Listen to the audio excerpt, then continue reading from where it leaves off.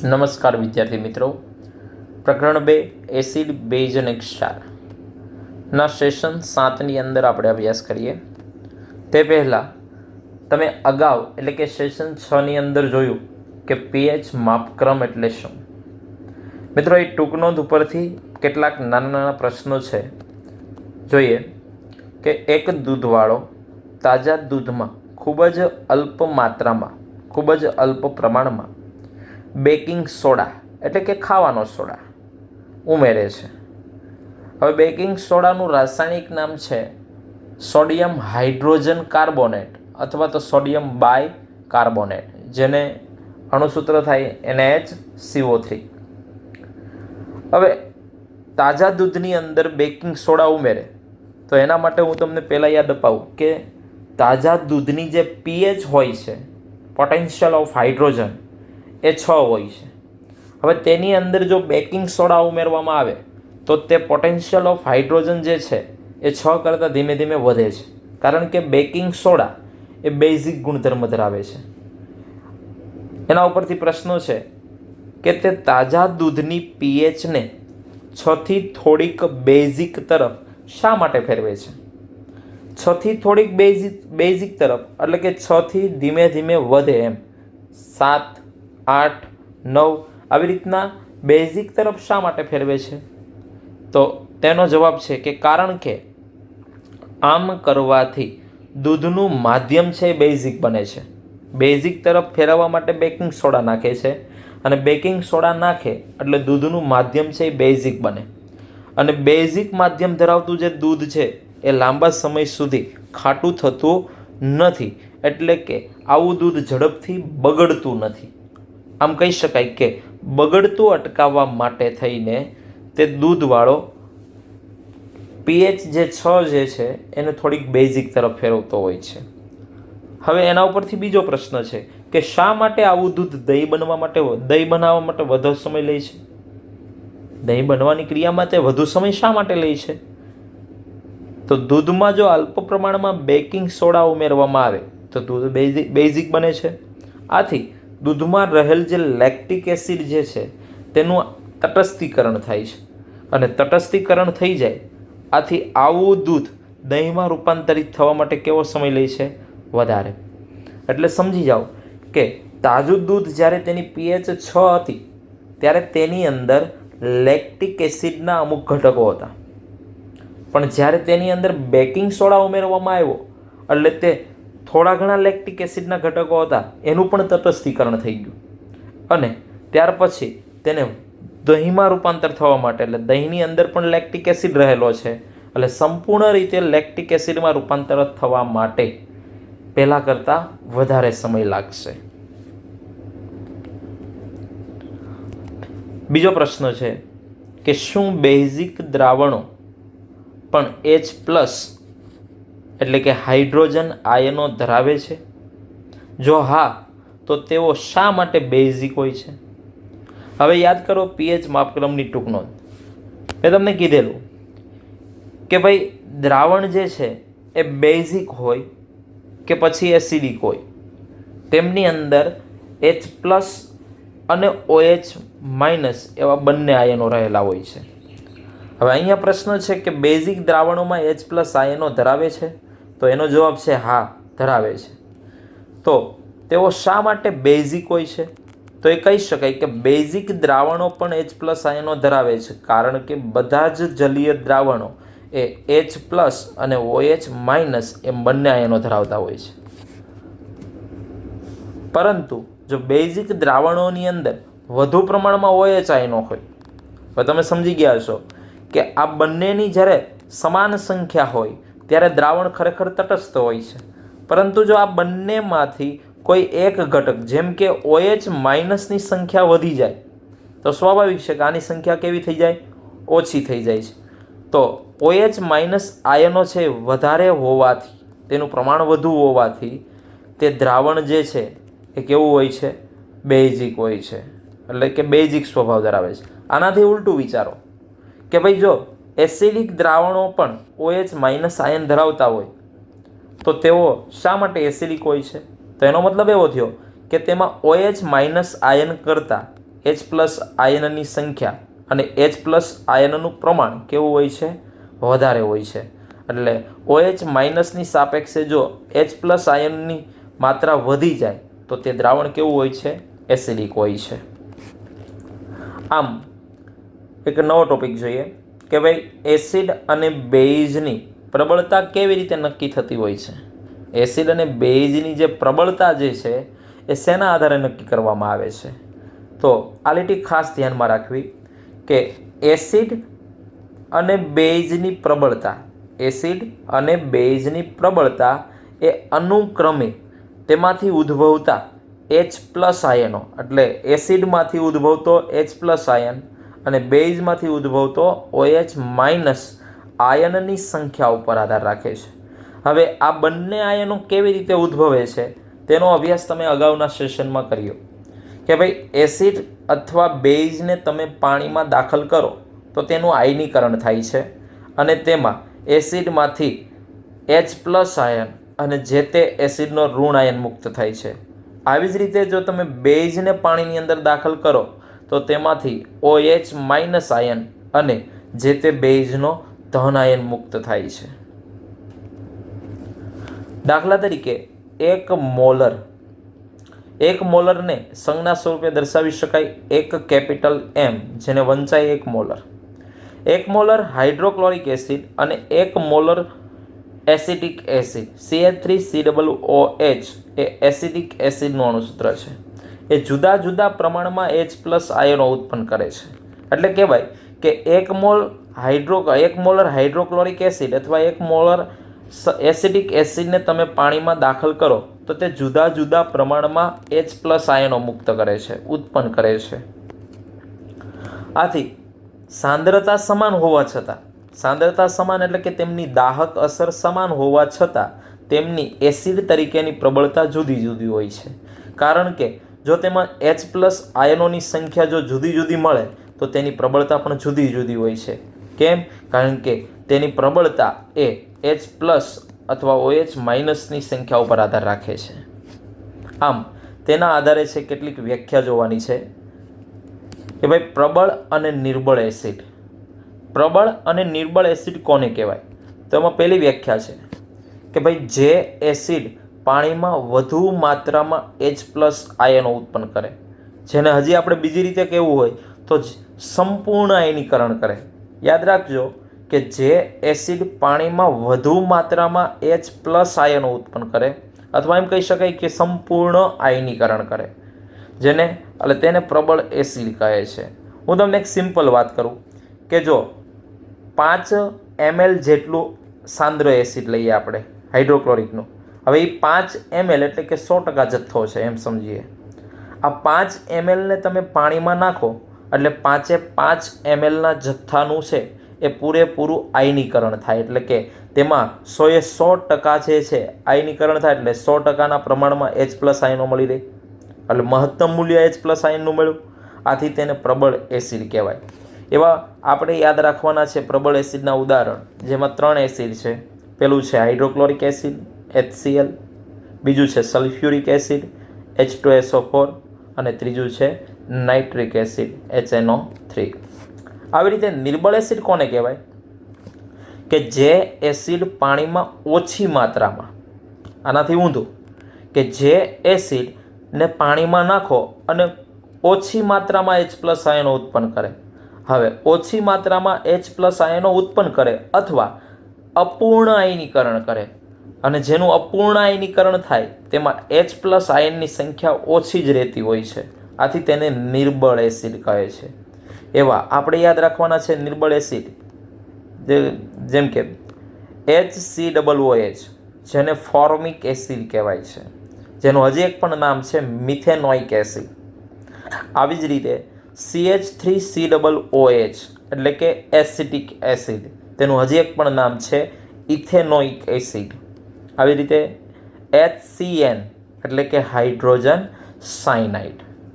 જેમ પ્રબળ અને નિર્બળ એસિડ છે તેવી રીતના પ્રબળ અને નિર્બળ બેઝ પણ છે. તેમની વ્યાખ્યા જોઈએ કે જે બેઝ પાણીમાં વધુ માત્રામાં OH માઇનસ આયન ઉત્પન્ન કરે. હવે તમે સમજી જ ગયા છો કે બેઝની બેઝિકતા માટેનો જવાબદાર આયન એટલે OH માઇનસ આયન. હવે જે બેઝને પાણીમાં દાખલ કરો અને વધુ સંખ્યામાં વધુ માત્રામાં OH માઇનસ આયનો ઉત્પન્ન કરે અથવા તેને બીજી રીતે કહેવું હોય તો સંપૂર્ણ આયનીકરણ કરે એટલે કે 100% આયનીકરણ થાય તો તેને પ્રબળ બેઝ કહે છે. જેમાં યાદ રાખવાના છે આપણે પ્રબળ બેઝ તરીકે સોડિયમ હાઇડ્રોક્સાઇડ. બીજું ઉદાહરણ છે પોટેશિયમ હાઇડ્રોક્સાઇડ. આવી રીતે જોઈએ નિર્બળ બેઝ કોને કહેવાય? જે બેઝ પાણીમાં ઓછી માત્રામાં, હવે વધુ માત્રામાં હોય તો પ્રબળ કહેવાય, તો ઓછી માત્રામાં OH માઇનસ આયનો મુક્ત કરે, ઉત્પન્ન કરે અથવા અપૂર્ણ આયનીકરણ કરે તો તેને નિર્બળ બેઝ કહે છે. જેમાં ઉદાહરણ તરીકે જોઈએ એમોનિયા. હવે મિત્રો એમોનિયા જે છે NH3 એ ખરેખર વાયુ અવસ્થામાં હોય છે. સામાન્ય તાપમાને તે વાયુ અવસ્થામાં હોય છે. હવે આ એમોનિયાને જો પાણીમાં નાખો એટલે એનું જલીય દ્રાવણ બને NH4OH, જે બાજુમાં છે એમોનિયમ હાઇડ્રોક્સાઇડ.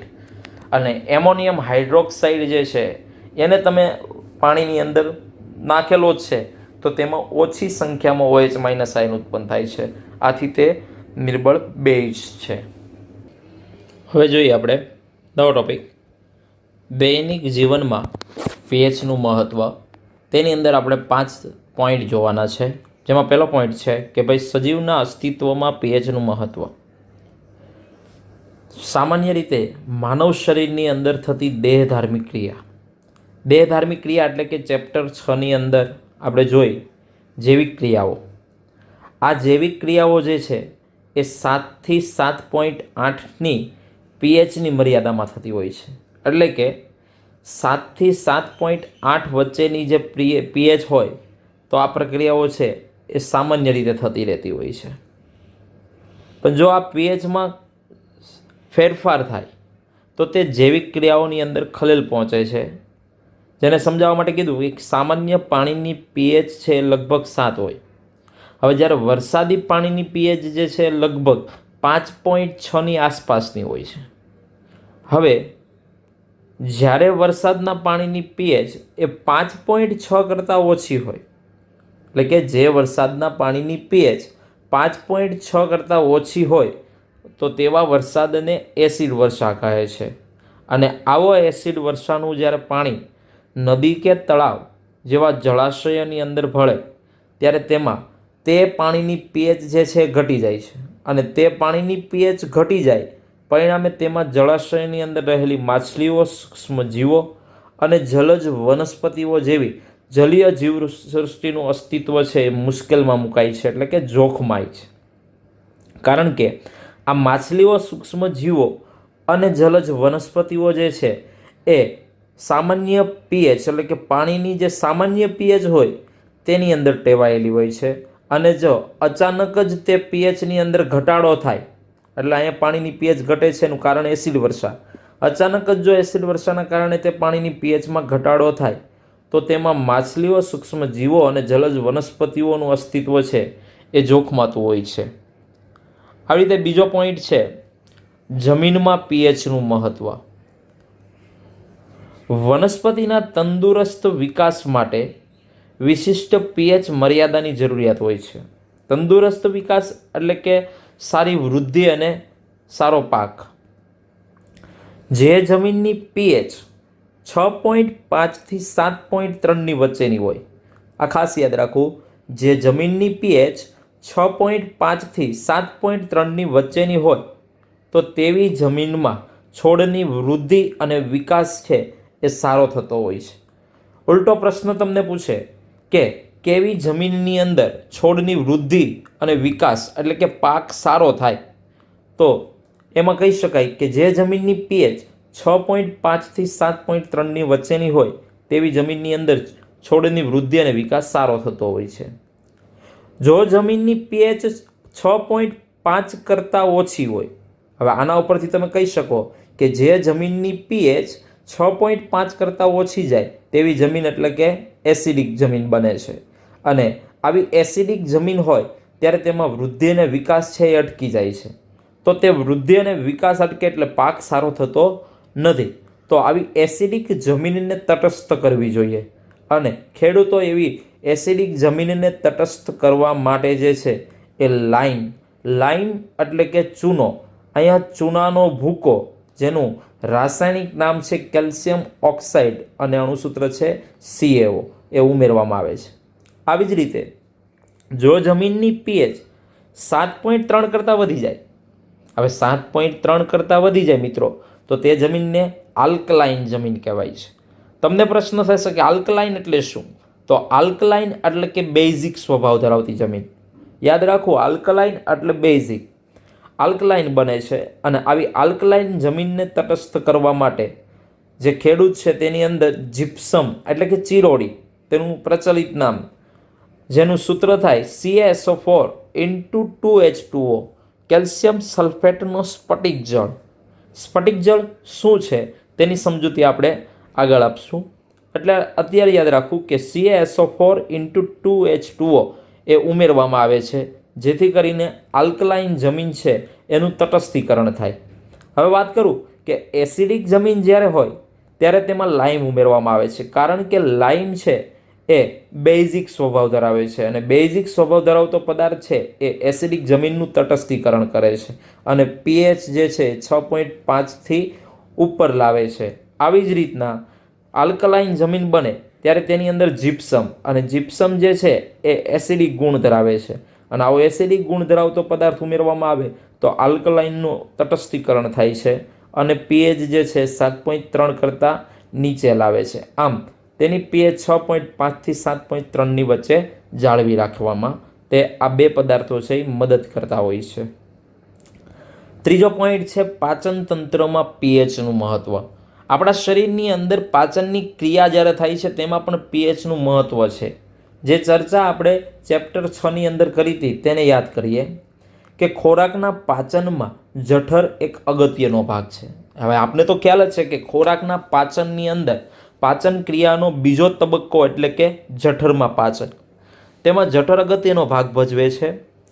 હવે જઠર એ હાઇડ્રોક્લોરિક એસિડ ઉત્પન્ન કરે છે, એટલે કે જઠરની દિવાલમાંથી હાઇડ્રોક્લોરિક એસિડ ઉત્પન્ન થાય છે અને તે જઠરને નુકસાન પહોંચાડ્યા વગર ખોરાકનું પાચન કરવામાં મદદ કરે છે.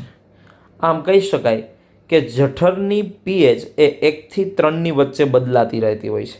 હવે 1થી 3ની વચ્ચે બદલાતી રહે છે તો એ ક્યાં, તો ખોરાકના આધારે, એટલે કે ખોરાક ઉપર આધાર રાખે છે.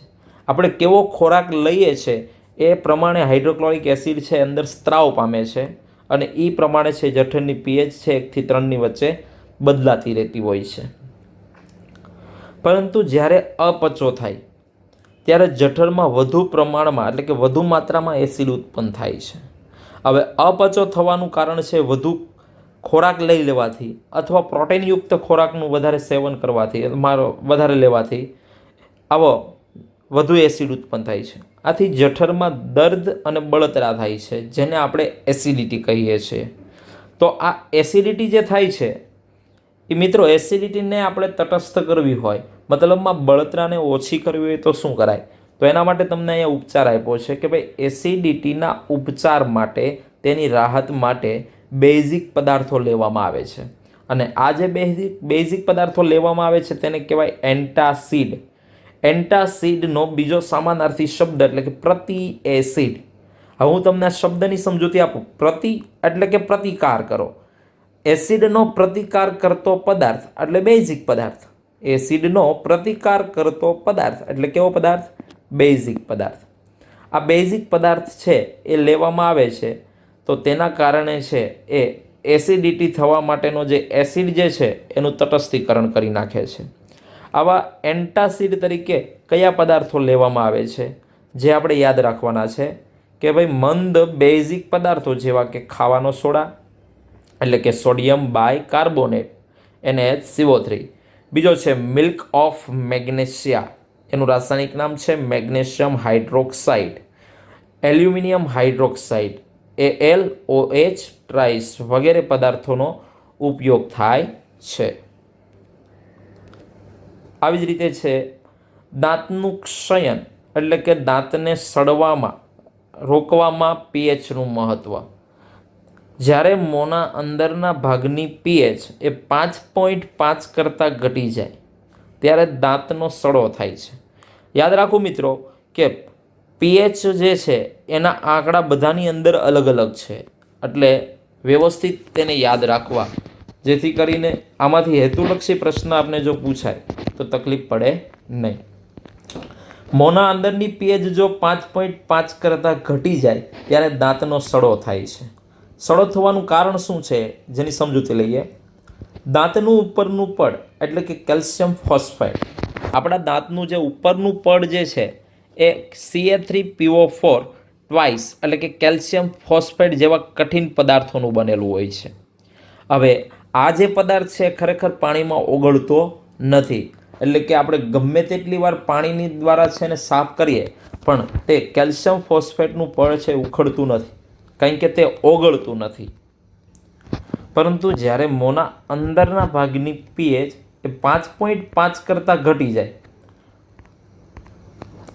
જ્યારે મોંના અંદરના ભાગની પીએચ એ 5.5 કરતાં ઘટી જાય ત્યારે તે પડ છે ધીમે ધીમે ખવાય છે, અને આ ખવાણ થવાની ક્રિયાને જ દાંતનું ક્ષયન કહે છે, જેને દાંતનું ખવાણ પણ કહી શકાય છે.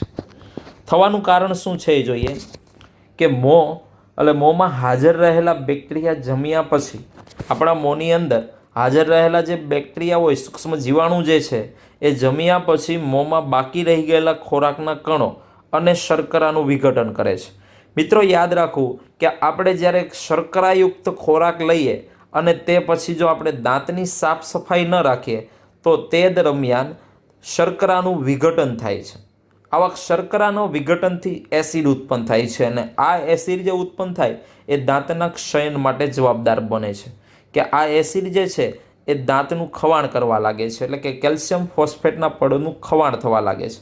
આથી જ ખોરાક ખાધા પછી દાંતને સાફ કરવા, આપણે ચોકલેટ ખાતા હોઈએ કે કોઈ ગળ્યો પદાર્થ લઈએ અને પછી જો દાંતને વ્યવસ્થિત સાફ ન કરીએ તો છે દાંતના ખવાણ થવાની ક્રિયા શરૂ થતી હોય છે.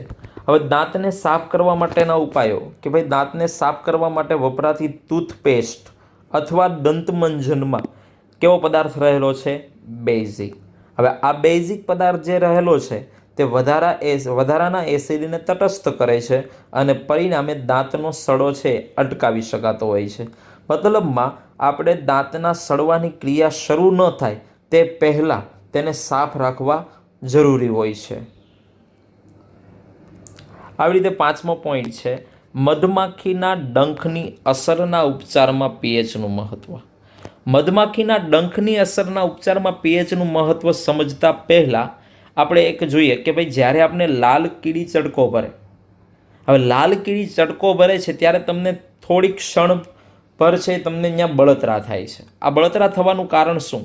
કે કીડી જ્યારે ચટકો ભરે ને ત્યારે આપણા શરીરની અંદર ફોર્મિક એસિડ એટલે કે HCOOH જેનું આ સૂત્ર છે, જેને બીજા નામે ઓળખવું હોય તો મિથેનોઇક એસિડ, એ આપણા શરીરની અંદર દાખલ થાય છે અને આથી આપણને બળતરા થાય છે. એટલે કે ફોર્મિક એસિડ એક ઝેરી પદાર્થ છે, જે આપણા શરીરની અંદર દાખલ થાય તો તે બળતરા થાય છે એના લીધે.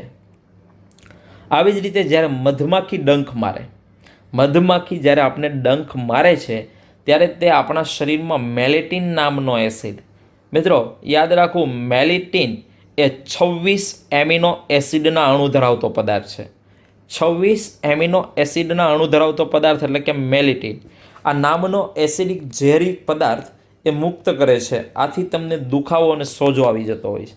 જે ભાગ ઉપર આપણે દુખાવો અને સોજો આવે છે તે ભાગ ઉપર આપણે તેની અસરને રાહત મેળવવા માટે એટલે બળતરા ઓછી કરવા માટે તાત્કાલિક જો ત્યાં બેકિંગ સોડા, ખાવાના સોડા જેવા બેઝિક પદાર્થોનું જલીય દ્રાવણને ડંખની આસપાસના ભાગમાં લગાવવામાં આવે તો ઝડપથી તેમાં રાહત મેળવી શકાય છે.